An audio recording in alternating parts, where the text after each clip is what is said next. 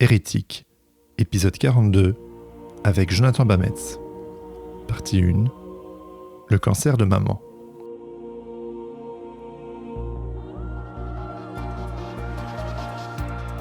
Bonjour à toutes et à tous, et bienvenue sur Hérétique. Je m'appelle Jérémy Kleiss et j'enquête depuis plusieurs années sur le fondamentalisme chrétien en amplifiant les récits de ceux et celles qui l'ont quitté. Merci à celles et ceux qui permettent de financer ce projet indépendant et autoproduit et qui me soutiennent sur www.tipeee.com/hérétique-podcast. Aujourd'hui, je vous invite en région lilloise, et plus spécifiquement, dans mon salon. C'était en septembre dernier. Il faisait beau ce jour-là, et après un petit tour à la fameuse braderie de Lille, mon ami Jonathan Bametz est passé à la maison.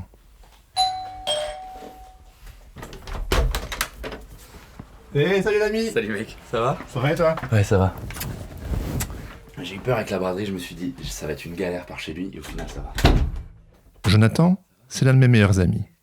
C'est aussi l'un de mes plus vieux amis. Et pour cause, nous nous connaissons depuis que nous avons 13-14 ans.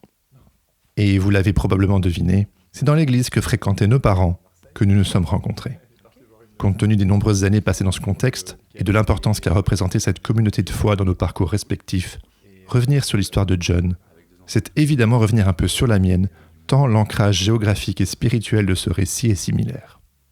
La grisaille du nord de la France, l'évangélisme et le charismatisme des années 2000, un vieux supermarché transformé en église évangélique, la vie communautaire d'une église de quartier qui représentait tout pour les adolescents que nous étions, les souvenirs du groupe de jeunes, les visages de ceux et celles que nous avons côtoyés, les bons et les moins bons souvenirs.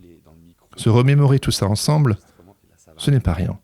Et bien que l'enjeu de ce récit ne me concerne pas, cela rend cet épisode un peu particulier, évidemment. Je te sers quelque chose à boire ? Je veux bien, tu sais, t'as un café? Ou si t'as pas, de l'eau. Du déca. Ouais, du déca, c'est bon. Car l'histoire que vous vous apprêtez à écouter, j'en ai été le premier témoin. Ami de la famille Bametz au sens large, j'ai passé plus jeune de nombreuses soirées chez ces derniers. J'ai connu ses frères, ses parents. J'ai été au bénéfice de leur accueil, de leur humour aussi. Je me rappelle en effet qu'on rigolait beaucoup dans cette famille. J'ai connu Patricia, sa maman, et son long combat contre le cancer. Je me rappelle de son sourire et de sa foi inébranlable. Avec John, j'ai partagé son amour de la musique, du jazz en particulier. Je l'ai vu devenir le leader de louange de notre petite communauté, avec les responsabilités et la pression en termes d'exemplarité que cela représentait. J'étais là quand il est tombé amoureux, et j'ai suivi de loin le contrôle qu'exerçaient les responsables de l'Église sur cet amour naissant.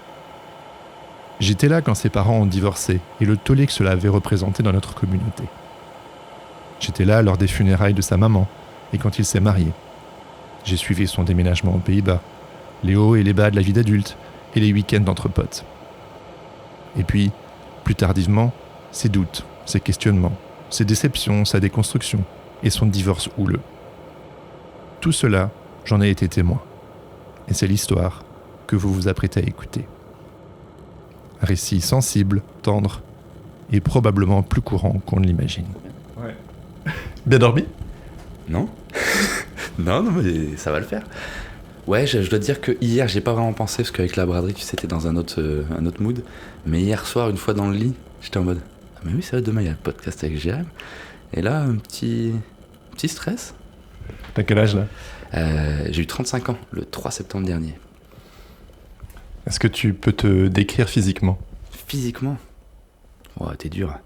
Je vais faire simple, je suis grand, très grand, je dois faire 1m97, blond aux yeux bleus, et puis voilà. Je suis un mec normal, juste grand quoi. Et ton caractère ?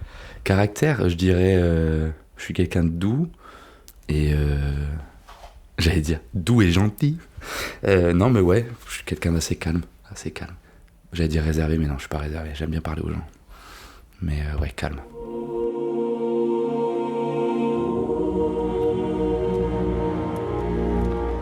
Je crois que j'ai un parcours un peu dans la normalité des familles chrétiennes de l'église que tu peux croiser à l'église.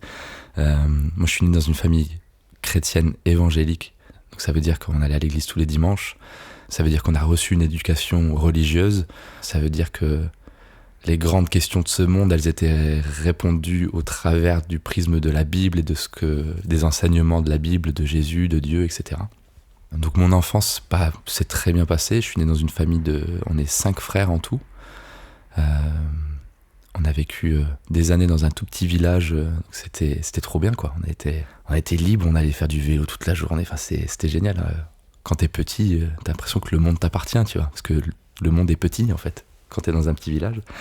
Donc une enfance heureuse. Même à l'église, je dois dire que j'ai rencontré beaucoup de belles personnes à l'église, même enfant, tu sais, se faire des copains, des copines, c'était trop bien, quoi. Et donc ouais, une enfance heureuse, si je dois dire raccourcir, ça serait ça. Et pour moi, à l'époque, une enfance normale. Et c'est qu'après quelques années, quand tu grandis à l'école, tu te rends compte que, en fait, j'ai pas une vie si normale que ça. Et petit à petit, tu te rends compte qu'en fait, c'est pas normal. Que tu sors un peu du lot de par ta religion et la façon dont tu vis, quoi. Tu commences à discuter de certains sujets, t'as un tel qui va dire mes parents moi sont divorcés, ou alors moi j'avais vécu un truc à l'église où l'été t'es parti en camp chrétien, puis tu rentres à la rentrée, tu le racontes à tes copains, quoi. Puis t'as les premières questions de un camp chrétien, c'est quoi ça? Et tu te rends compte qu'il faut expliquer, et puis tu te dis en fait ils ont pas du tout les mêmes codes que moi, quoi.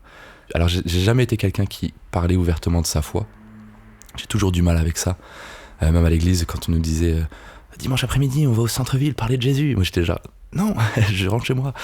Mais du coup, à l'école, ouais, ça m'arrivait d'en parler quand on me posait des questions, mais tu te rends compte vite que les gens te regardent genre ah ouais, c'est bizarre.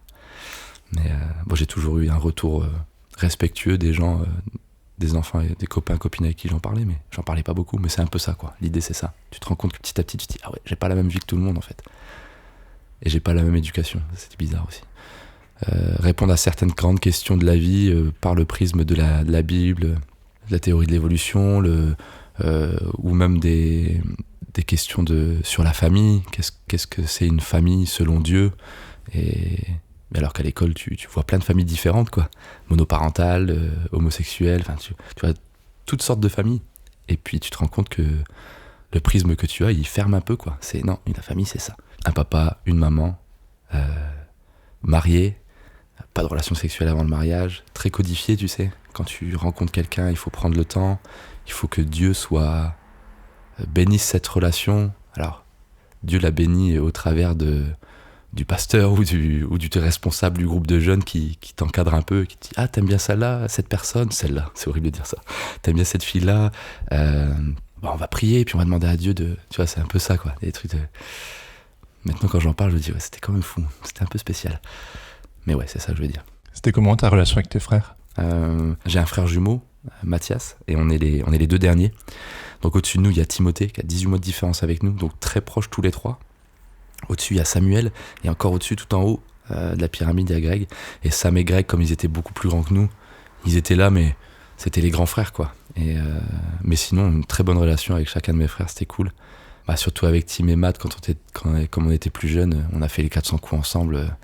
Tu t'imagines 3 pecnos dans un village, on avait des idées plein la tête, et puis t'es libre de faire ce que tu veux, quoi. Il y a personne qui est là pour te checker, donc on a fait plein de trucs. Donc ça serre les liens, tu vois. Donc et puis après, si je dois encore réduire, Mathias, mon frère jumeau, j'allais dire ce mec, c'est toute ma vie. Et je dis souvent, quand on me demande ça fait quoi d'avoir un frère jumeau, je dis faut imaginer avoir quelqu'un dans le monde avec qui tu peux tout dire, qui connaît tout de toi, que il y a aucun secret l'un pour l'autre, et il te connaît par cœur, quoi. Et je dis avoir un frère jumeau, c'est ça. Enfin, en tout cas pour moi. Je sais qu'il y a des frères jumeaux, frères et sœurs jumelles, qui parfois s'entendent pas. Dans le cas de Matt et moi, très fusionnel, même si on n'a pas du tout le même caractère. Donc ouais, très bonne relation avec mes frères, très cool. C'était quoi les 400 coups que vous faisiez? Il y a des trucs faut pas dire, mais je sais pas, une fois par exemple, on devait avoir 7-8 ans, on a pris les clés de la voiture de mon père et puis on est parti rouler dans le village à 3, tu vois. Donc il y en a un qui gérait les pédales, un les vitesses, un le volant. Donc ce genre de conneries, quoi, que t'es content de faire sur le coup et après tu regrettes très très vite, et très amèrement, parce que derrière, t'as le retour d'autorité du père qui dit « Vous avez fait quoi là ? Vous avez conduit ma voiture ? Mais vous êtes complètement fou !» Donc Ouais, ce genre de truc, ou même des trucs tout bêtes, construire des cabanes dans les bois, tu prends tes affaires et puis tu te casses, tu dis à papa, maman, ouais, on va dans la forêt, machin truc. Et puis les parents à l'époque, ils disent, ok, faites attention. Et c'est trop cool, quoi. T'as vraiment l'impression d'être libre et de... Enfin, bref, tu le sens, cette période-là de ma vie est très importante parce que ça a été génial. T'as cette sensation de liberté totale, tu découvres la vie en plus avec tes frères, c'est trop bien, quoi. C'est génial.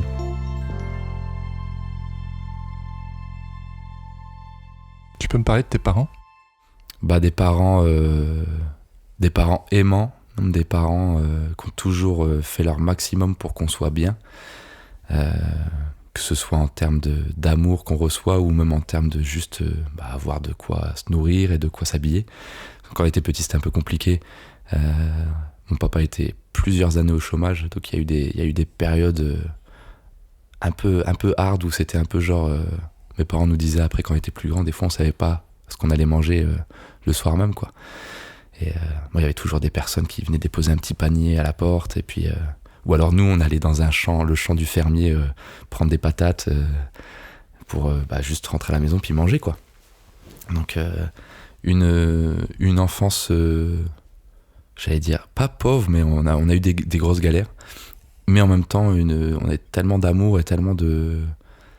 une bonne ambiance, tu vois. Enfin, nos parents nous ont toujours aimés, nous ont toujours encouragés à faire ce qu'on voulait faire. Et tu sais, même que ce soit pour la musique, là je fais de la musique depuis que je suis tout petit, ça vient de là aussi. C'est bon, les enfants, vous voulez faire quoi? Tu veux essayer ça? Ok, essaye ça. Donc ouais, des parents aimants, des parents qui ont tout fait pour nous donner la meilleure éducation possible, je pense. C'était quoi ta place dans la fratrie? Bah, basiquement déjà le fait d'être le dernier avec Mathias, mais je crois qu'on était aussi les plus énergiques, tu sais. Le fait d'être à deux, ça crée une certaine énergie où tu t'encourages dans des trucs, dans des délires, ou même on était un peu les petits clowns, tu vois. Et tu vois, c'est marrant que tu me dises ça, parce que tu me demandes ma place, et je mets tout de suite Matt dans le truc, en disant nous. Parce que dans la fratrie, quand on était petits, on était indissociables, c'était toujours Matt et John, quoi. Et c'est marrant de voir que instinctivement, je le mets dans la boucle. Mais sinon, moi tout seul, je sais pas ma place, c'est dur à dire. Je pense que j'ai la place du dernier, ouais, qui parfois peut être un peu chiant, parce qu'on fait des bêtises, mais aussi ouais, le petit clown a bien aimé faire rigoler les autres, etc., quoi. Quelle influence ton éducation chrétienne et ta vie d'église a eu sur toi plus jeune? Ouais, je dirais une grosse influence. Je crois que ça a été la plus grosse influence plus jeune, parce que c'était vraiment central chez nous dans notre famille. La religion chrétienne, c'était on vivait pour ça, quoi. Tu vois, il y avait vraiment ce truc de on est enfant de Dieu. Nos parents nous expliquaient ça dès petits, tu vois, ils nous ont raconté des histoires de la Bible, etc. Puis à l'école le dimanche, cet enseignement de voilà, vous êtes enfant de Dieu et puis il faut vivre pour Dieu. Donc ouais, ça a eu une influence totale et pleine dans mon enfance et jusqu'à même ma vie d'ado et de jeune adulte. Ça a été par exemple, si j'avance un peu dans le temps, ça a été même dans les choix de vie, tu sais. Je sais qu'à l'école, par exemple, collège, lycée, tu vois tes copains commencer à avoir des petites copines ou des trucs comme ça, et puis moi j'étais le gars, ah non, moi j'attends de rencontrer la femme de ma vie, je sais que Dieu a préparé une femme pour moi, enfin, le mec, je devais passer pour un fou furieux, quoi. Donc ouais, une influence jusque dans les choix que je dois faire pour ma vie, même pour le boulot, tu vois, c'était plus tard les études, c'était écouter ce que moi je veux, mais il y avait toujours ce truc de qu'est-ce que Dieu veut pour moi, quoi. Donc on me disait, bah tu peux prier pour que Dieu te parle, que tu puisses savoir quoi faire, etc. Donc une influence importante, ouais. Il te parlait, Dieu? Je m'attendais pas à cette question. C'est marrant parce que il y a des années, quand je me disais chrétien, je t'aurais dit oui, Dieu me parle. Là, je serais plus aussi serein de te dire ça. Il y a un truc en moi qui dirait wow, doucement, Dieu te parle, t'es qui en fait? Tu vois, il y a ce truc. Donc, je crois que je vais te dire non, je pense pas en final. Mais à l'époque, oui, j'aurais dit oui, Dieu me parle. Très bizarre d'ailleurs, mais ouais, parce que maintenant j'ai une distance par rapport à tout ça. Donc ça me fait bizarre même là de te dire non. Je sens qu'inconsciemment j'ai un truc peur du jugement de wow, John il dit que Dieu lui parle pas. Ça, c'est très bizarre. Là, ça me fait très bizarre, là, ce que je te dis. Il y a ce côté, ouais, qu'est-ce que va dire l'Église, tu vois. John dit que Dieu lui parle pas, c'est très bizarre. Mais ouais, parce que pour moi, c'est maintenant, quand j'ai réfléchi, je me dis, c'est quand même quelque chose de fort de dire ça, tu vois. Dieu me parle. Et voilà, maintenant, comme j'ai pris beaucoup de distance par rapport à ça, c'est quelque chose que je dirais plus, je crois. Ça te fait quoi de porter ce regard sur ce John plus jeune pour qui Dieu lui parlait? Et aussi, comment ça t'a influencé, cette impression que Dieu te parlait? Le regard que j'ai maintenant, ça reste un regard d'amour et plein d'empathie, parce que le John d'avant, jeune, qui disait que Dieu lui parlait, il était sincère. Il y croyait vraiment, sincèrement, avec tout son cœur, toutes ses tripes. Il était sincère dans la démarche. Donc, ouais, j'aurais beaucoup d'empathie pour le John plus jeune. Il y aurait une partie de moi qui aurait envie de lui dire « Attention quand même, va pas... Ouais, reste ne t'oublie pas dans le processus, quoi. » Parce que je crois que le John d'avant avait beaucoup tendance à s'oublier pour être sûr de pas être contre Dieu, tu vois. Suivre la volonté de Dieu. Je crois qu'il y a une part de moi qui parfois se disait la volonté de Dieu, c'est celle qui compte le plus, et la mienne, on l'efface, quoi. Si elle matche pas la volonté de Dieu, ça dégage, quoi. Et donc j'aurais peut-être tendance à dire au Jonathan d'avant, fais pas ça en fait.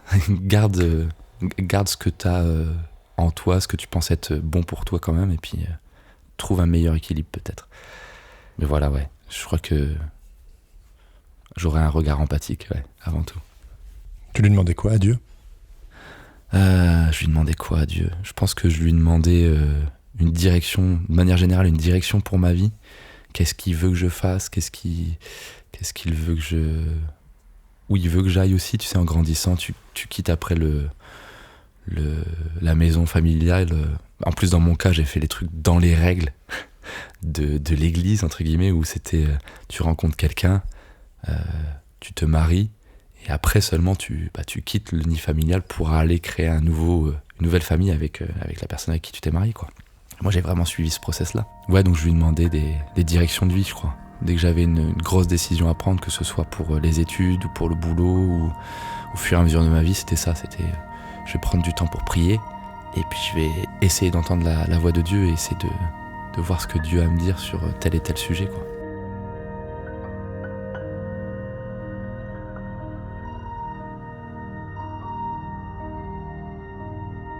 Ta famille était impliquée à l'église? Tes parents? Ouais, mon papa était ancien dans l'église, et ma maman était impliquée aussi dans des groupes de prière, des choses comme ça. Donc, ouais, mes parents n'étaient pas juste des personnes qui viennent à l'église, c'était des acteurs dans l'église, quoi.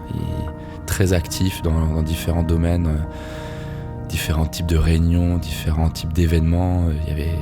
Mes parents étaient toujours dans le coup, quoi. Très dans l'action. Dans l'église, dans l'action, faut pas rester immobile, faut faire les choses pour Dieu, faut faire avancer le royaume de Dieu, faut y aller, quoi. Donc ouais, des parents avec une place très active au sein de l'église, ouais.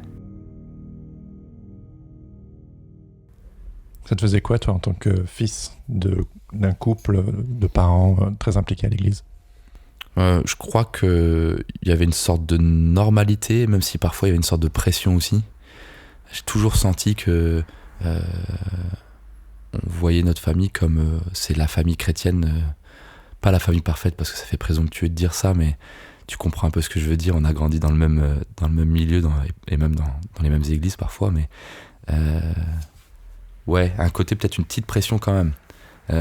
Genre le syndrome fils de pasteur, même si mon père était pas pasteur, mais le syndrome ah oui, mon père il est ancien dans l'église, donc il a une position importante d'autorité dans l'église. Il y a un petit truc de même si mon père ne nous a jamais mis de pression sur faut que ça file droit, faut être un modèle, il y a quand même eu moi je crois que naturellement cette pression là elle est venue tout doucement sur mes épaules. Il y a une image, il faut être quelqu'un de bien, faut pas faire de vagues, il faut montrer l'exemple, tu vois. Ça ressemblait à pas faire de conneries, tu vois. Même dans l'adolescence, par exemple, j'ai pas été quelqu'un qui sortait en boîte, qui allait faire la fête, etc. J'ai toujours été un gars super sérieux, très pas dans le débordement, et même si j'ai eu ma phase quand même où pareil avec Matt et puis d'autres potes, on a fait quelques petites bêtises, mais rien de méchant. Mais ouais, ça allait dans l'attitude en fait. Je suis quelqu'un de sérieux, ma vie elle doit être sur les rails par rapport à Dieu. Et donc même dans les relations par exemple, c'est ça qui me vient le premier parce que c'est ça qui était peut-être central dans l'adolescence, même par rapport aux filles. Je t'ai déjà dit, mais là où tu vois tes copains commencer à avoir des petites copines, bah moi c'était tout l'inverse quoi. C'était non, c'est pas ça qu'il faut faire quoi. Faut rester sur le droit chemin. Ça te contrariait ou c'était naturel, ça te posait pas de problème? Non, pour moi c'était naturel parce que c'est comme ça que j'ai grandi, c'est comme ça qu'on m'a inculqué les choses. Alors attention, mes parents m'ont jamais dit t'as pas le droit d'avoir une petite copine, etc. C'est moi-même tout seul où je me suis dit bah non, mais je veux me préserver pour la femme que Dieu a prévue pour moi quoi. Je suis sûr que si j'étais rentré une fois du lycée et que j'avais dit à mes parents j'ai une petite copine, ma mère ça aurait été la première à être contente, tu vois. Donc il y avait pas du tout une pression de la part de mes parents par rapport à ça, mais je crois que moi-même tout seul je me la mettais en me disant ah ouais ok d'accord, le but, relationnellement en tout cas, c'est de trouver quelqu'un, de te marier et de fonder une famille. Dans ma tête c'était ça. Donc je me disais pourquoi perdre mon temps à sortir avec une fille au lycée alors que je sais que ce sera pas la femme de ma vie quoi. Il y avait ce truc alors ça fait un peu peur, tu te dis attends, le mec à 17 ans cherchait la femme de sa vie pour l'éternité jusqu'à la mort. Mais je le vivais bien, bizarrement je le vivais bien parce que j'ai grandi comme ça faisait partie de moi. Ça faisait partie de comment c'était fait là-dedans dans ma tête, c'était comme ça et pas autrement quoi. Et quand t'avais une attirance pour une fille? Alors ça s'est produit plusieurs fois où il y a eu un petit bisou échangé, etc. Mais ça allait jamais plus loin. Je crois qu'instinctivement, moi, après, je mettais un peu de distance et puis voilà, ça s'arrêtait là, quoi. Donc j'ai jamais eu vraiment de situation où je me dis, oh mince, maintenant je fais quoi? J'ai une petite copine, je sais pas gérer. Donc non, c'était des petites amourettes de rien du tout, tu vois, c'était des petits trucs comme ça, donc ouais.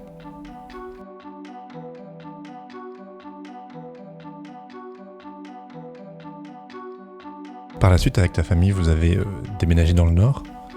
Qu'est-ce qui vous a amené à déménager? Comment t'as vécu ce moment-là? Mon père bossait à la Poste. Il était cadre pour la Poste. Et du coup, je dirais peut-être j'ai pas de bêtises, mais je crois toutes les 3-4 ans, il était muté. Et donc, on bougeait, quoi. Toute la famille, hop, on déménageait. Et donc, ouais, on a fini par atterrir dans le nord de la France. Et puis, on s'est installé. Je crois qu'on n'a plus bougé. On a bougé dans le nord, mais notre dernière étape, ça a été le nord de la France, quoi. Après, on a bougé un peu dans quelques villes, mais... Et forcément, une église, à chaque fois qu'on bougeait, je me souviens mes parents faire plusieurs églises pour voir laquelle serait bien. Ou alors, souvent, ils connaissaient déjà quelqu'un. Le monde chrétien est un monde relativement petit, c'est ça qui est drôle. Des fois, tu discutes avec des gens, puis ils connaissent telle personne, tu te dis « Oh, punaise, ouais !» Donc, des fois, ils savaient déjà dans quelle église ils voulaient aller, ou alors des fois ils essayaient sur plusieurs dimanches. On allait dans une église, puis dans une autre. Puis au bout d'un moment, mes parents disaient ça va être celle-là. Et puis boum, poser nos affaires, et puis voilà la famille Bametz qui débarque dans l'église, quoi. Et c'est là où on s'est rencontrés, dans une église en région lilloise. Ouais, c'est ça. On s'est rencontrés, je sais plus quel âge on avait. On était jeunes, je crois. C'était 12, 13. On s'est rencontrés là, ouais. On a vécu des beaux trucs quand même, c'était chouette. Avec les copains, copines, c'était cool. Ça t'évoque quoi, cette période dans cette nouvelle église avec ta famille? Majoritairement, quelque chose de positif. Parce qu'on avait un groupe de jeunes. Donc le groupe de jeunes, c'est les jeunes de l'église qui se rassemblent. Et donc du coup, on se voyait ensemble, on faisait des activités. Et puis je sais pas, il y avait un truc cool, quoi. On se retrouvait, il y avait pas... Je crois que c'était le côté fun de l'église, tu sais. On était entre nous, je me souviens pas avoir vécu un truc, tu sais, super spirituel dans le groupe de jeunes où on parle que de Dieu, et il y avait vraiment un truc aussi, on était juste entre nous, entre potes, et puis c'était fun, c'était cool, on faisait plein de trucs. Quand t'es ado, c'est cool, t'as ton crew, tu vois, tu trouves un peu ton groupe de potes. Même si j'avais des potes aussi à l'école, mais c'était différent, c'était chouette, des bons souvenirs, ouais. Alors une composante très importante aussi pour ta famille, dès le plus jeune âge, il me semble, c'est le fait que ta maman était malade. Qu'est-ce que... 3 petits points. Ouais, ma maman était malade. Je crois que c'est vers l'âge de 7-8 ans où je me vois encore nos parents nous rassembler dans le petit salon de la maison pour nous dire on doit vous dire quelque chose, quoi. C'est très sérieux, on se demandait ce qui se passait. Et ma maman qui nous annonce avoir le cancer du sein. Donc toi t'as 7-8 ans, tu sais pas trop ce que c'est et donc elle nous explique avec tendresse et amour que c'est une maladie assez grave et qu'elle va devoir subir un traitement lourd et puis c'était surtout aussi nous prévenir, maman va perdre ses cheveux par la chimio, traitement, etc. Et donc elle nous disait mais c'est pour guérir maman, le traitement fait que maman va perdre ses cheveux, mais c'est pour venir tuer ce qu'il y a à l'intérieur qui est pas bien, quoi, qui est pas bon. Donc je sais plus comment elle avait fait, mais j'imagine que c'était avec des mots pour des enfants de 8 ans qui comprennent, quoi. Et en même temps, je sentais déjà à l'époque une certaine gravité, quoi. C'est maman, elle a pas un rhume, quoi. Maman, elle a une maladie grave et je pense pas qu'ils avaient abordé le côté mort possible. Tu sais, le côté c'est très grave et maman peut mourir. Mais il y avait une certaine gravité quand même de dire c'est pas rien, quoi. Il y a un truc quelque chose va changer. Déjà physiquement, maman va changer. Préparez-vous et donc voilà, cancer du sein, et puis cette maladie l'a suivi jusqu'à la fin de sa vie. Ma mère était une femme de foi, elle aimait Dieu de tout son cœur, elle était très radieuse, elle dégageait, tu l'as connue, elle dégageait quelque chose de très lumineux, beaucoup dans l'amour, dans le don de soi, mais même dans les relations avec les autres. C'était... je suis ému de parler de ma mère. C'était très... Elle était super maman. Et... T'es chiant, tu me fais pleurer. Et donc ouais, cette maladie l'a suivie des années, et elle était donc femme de foi, donc ça veut dire prier pour la guérison, quoi. Et nous, on a grandi avec ça aussi, avec cette idée de... On va prier pour maman, pour que Dieu guérisse sa maladie et qu'elle puisse ne plus rien avoir, quoi. Et puis d'année en année, c'était ça, c'était les traitements de chimio, les récidives, l'église qui se mobilisait avant un rendez-vous important avec le spécialiste. Il y avait des soirées de prière, et ça, je trouvais ça beau parce que tu sentais la sincérité des gens qui disaient on veut vraiment se rassembler en tant qu'église, en tant que communauté, pour prier pour Patricia, pour que Dieu puisse la guérir. Et c'était des moments très, très beaux. C'était vraiment... pour le coup, c'était... Je pense que ça a aidé beaucoup ma maman aussi. Elle se sentait très soutenue, du coup. Et puis nous, en tant qu'enfants aussi, on se disait « Waouh, c'est cool !» Il y avait cet élan d'amour de dire on se mobilise pour prier, pour demander à Dieu la guérison. Et donc c'était ça, c'était rémission. En tout cas, à ce moment-là, t'imagines l'explosion de joie dans la famille, mais dans l'église, de dire rémission complète.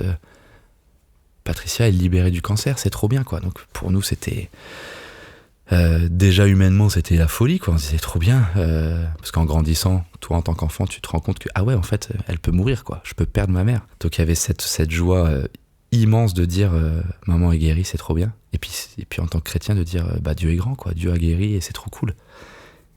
Jusqu'à ce qu'après, le cancer revienne et tu te dises non, c'est pas fini, quoi.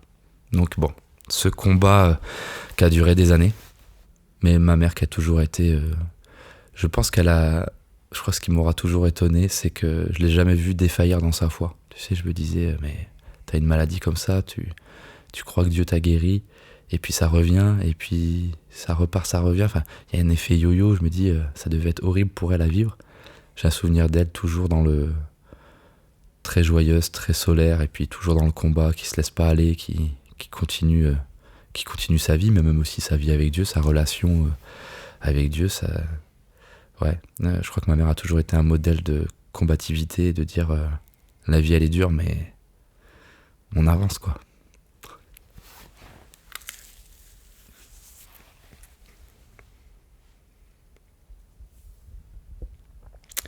C'est marrant parce que récemment je discutais avec quelqu'un et puis je sais pas pourquoi on est venu parler de ma mère, et j'ai toujours, à chaque fois je me dis, mais chaque fois je parle de ma mère j'ai les larmes qui montent, mais je pense que c'est parce que quand tu perds quelqu'un comme ça, que c'est un parent, après quelques années, plusieurs, parce que là ça fait quand même une paire d'années qu'elle est partie, maman, ça doit faire 15 ans je crois maintenant, tu parles beaucoup moins souvent de la personne après et donc et je disais à cette personne, j'ai les larmes parce qu'au final, j'aime bien parler d'elle. Ça la ramène un peu à la vie, tu vois. Le souvenir est pas perdu. Donc, moi, je suis content de parler d'elle. C'était...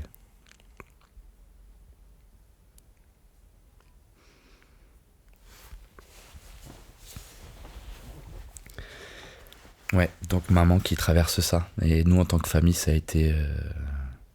Bon, c'était pas toujours facile, quoi. Il y a toujours... Et je crois que même moi, ça a commencé à créer quelque chose chez moi d'incompréhension, tu vois, de dire pourquoi Dieu fait rien, quoi. Et je crois qu'il y a toujours eu ce truc-là, même dans l'église. Dès qu'il y avait quelque chose de dramatique, un enfant malade ou une personne malade, mais qui est malade dans le sens... ok, la mort imminente, quoi, et la personne peut vraiment mourir de ce qu'elle a. Il y avait toujours ce truc de on va intercéder, prier, demander à Dieu, et puis si la personne finissait par partir, il y avait ce côté bon bah maintenant aller auprès de Dieu. Et moi je m'arrêtais, surtout pour ma maman, j'étais en mode moi il y a un bug dans l'équation, quoi. Pourquoi Dieu fait rien? On a prié, on a fait tout ce qu'il fallait, prendre le temps de prier, de intercéder, donc c'est réclamer vraiment avec ardeur à Dieu de guérir la personne, tu vois, de faire quelque chose, d'intervenir. Tu t'attends à une intervention divine, tu t'attends à un miracle quelque part, de dire on nous inculque ça à l'église au plus jeune âge, on nous raconte les histoires de la Bible, des miracles, et puis on nous dit encore aujourd'hui Jésus, Dieu fait des miracles. Toi tu grandis là-dedans, tu veux les voir les miracles au bout d'un moment, t'es en mode allez là. Et surtout quand ça, là dans mon cas pour ma maman, c'est un lien direct, t'es encore plus fervent et encore plus dans l'attente de dire ok là il faut vraiment qu'il se passe quelque chose, quoi. Donc je t'avoue que ça a été très compliqué pour moi. Je me rappelle encore, c'est mon frère Matt qui m'appelle pour me dire, j'avais déjà quitté la maison, j'habitais plus chez moi. Mon frère Matt qui m'appelle, qui me dit à 23h je crois, j'étais déjà au lit et il a eu une voix bizarre, qu'est-ce qu'il y a? Maman est partie, quoi. Ça faisait déjà quelques semaines qu'elle allait plus très bien, il y avait un lit médicalisé à la maison. Donc petit à petit, quelque part, on se préparait.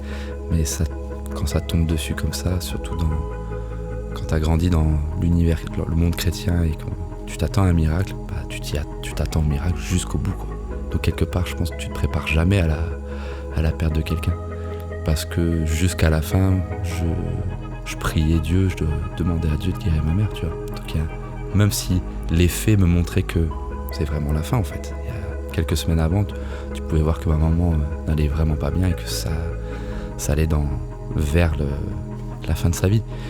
Mais moi, peut-être avec l'éducation que j'ai reçue et puis comment j'étais fait dans ma tête avec ce qu'on a inculqué à l'église, c'est jusqu'au bout tu te bats, jusqu'au bout tu pries et tu t'attends au miracle de Dieu. Et quelque part maintenant quand j'y repense, je me dis il y a une certaine beauté là-dedans, de dire tu espères, l'espoir jusqu'au bout mais quelque part je trouve ça, maintenant à y repenser, j'aurais préféré l'accepter plus vite, la situation de ma maman, et puis me préparer, plutôt que d'avoir cet appel de mon frère jumeau qui m'a dit maman est partie, et tu dis ah merde, en fait j'étais pas prêt à ça. Donc ouais, très particulier.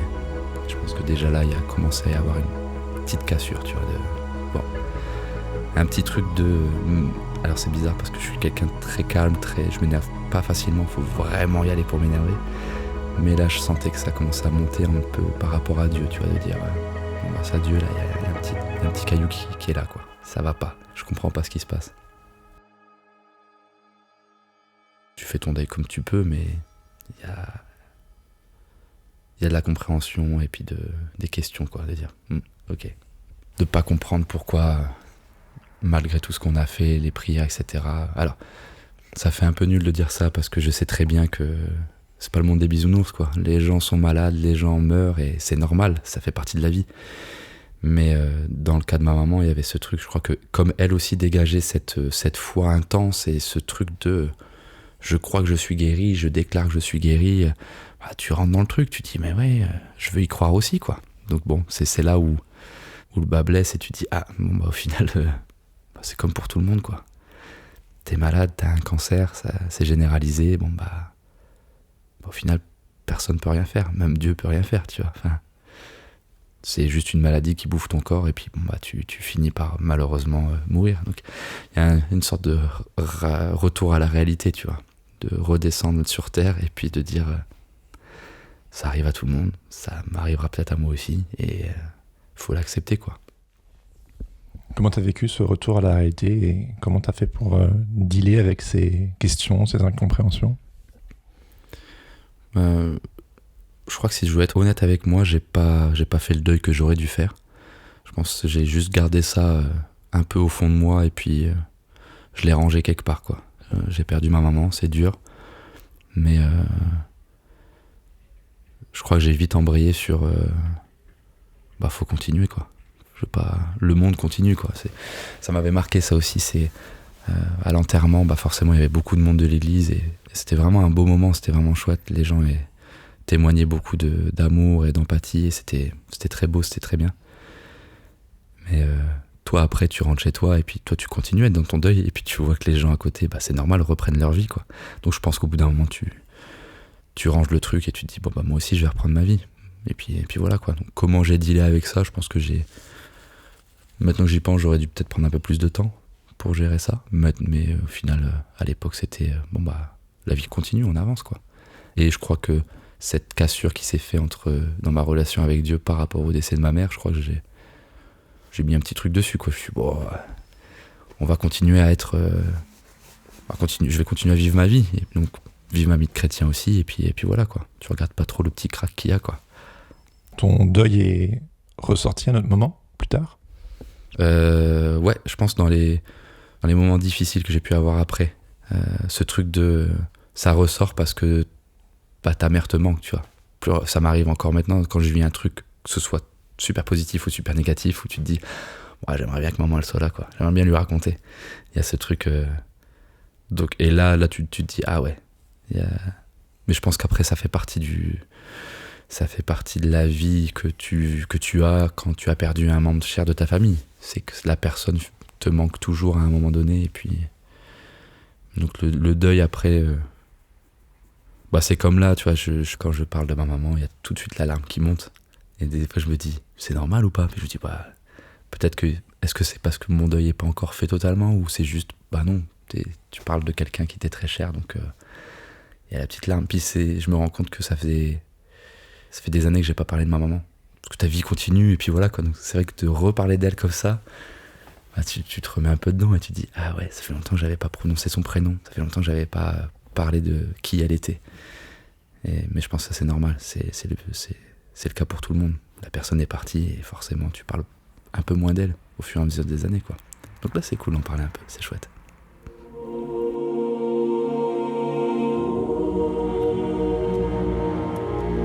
Je me souviens pour les autres membres de l'église dont je faisais partie, quand ta maman est décédée, moi j'avais aussi, comme tu sais, une énorme affection pour ta maman. Je me souviens très bien de cette époque-là.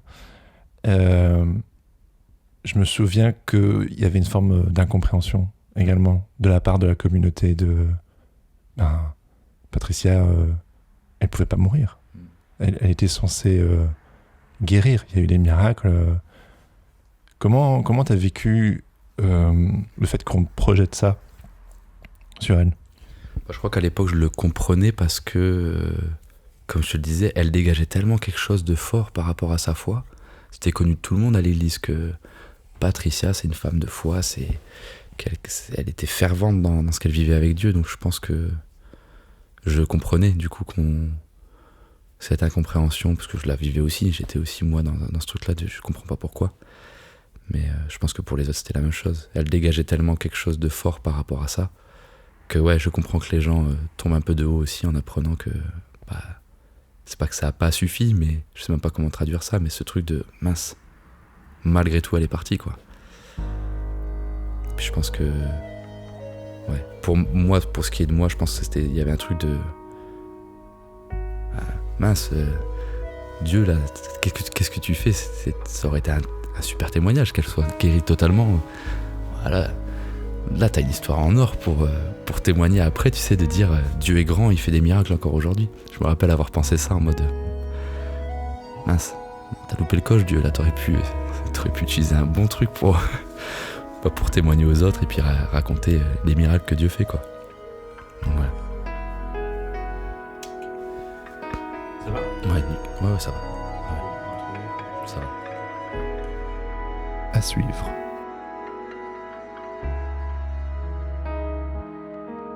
C'était la première partie de mon épisode avec Jonathan Bametz, que je remercie chaleureusement. Pour écouter la suite de son histoire, partie 2, l'enfant de la promesse, je vous donne rendez-vous la semaine prochaine sur le podcast.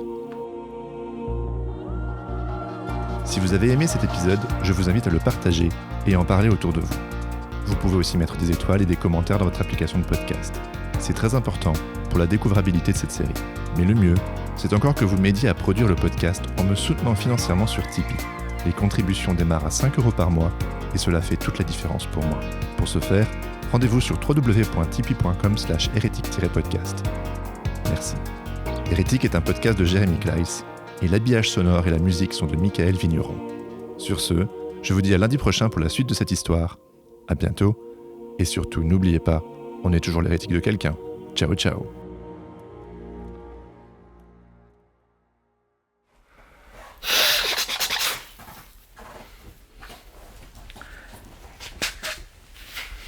Utilise pas ce son pour dire ah il a pleuré.